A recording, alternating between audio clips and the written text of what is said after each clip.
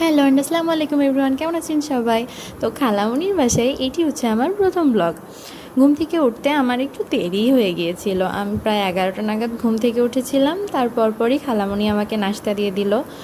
যেন যেখানেই যাচ্ছি সেখানেই প্রধান খাদ্য হিসেবে পাচ্ছি। এর মধ্যে ব্রেডের মধ্যে আবার খালামণি মাখিয়ে দিয়ে গেল। তারপর আবার আমাকে বিস্কুট আর পানি দিয়ে সান্ত্বনা দিয়ে গেল যে তুই কিছুক্ষণ চুপচাপ বসে থাক, আমি তোর খাবার আনছি। তারপর আমরা এই পেজে গিয়ে কিছু ফ্রুট জুস অর্ডার করলাম, দুইজন ট্রাই করব বলে। খালামণি বললো খুবই ভালো। তারপর আমি যে আমার শাওয়ারটা নিয়ে রেডি হচ্ছিলাম, আমরা একটু বাইরে যাব। আমি এসেছি 2 দিন, কিন্তু এখনও আমি রুম থেকে বাইরে বের হইনি, আমি এই রুমের মধ্যেই আছি।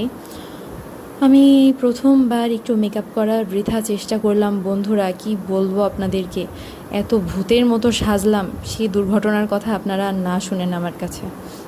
কিছুক্ষণের মধ্যেই আপনারা দেখতে পারবেন যে আমার সঙ্গে কত বড় দুর্ঘটনা ঘটেছে।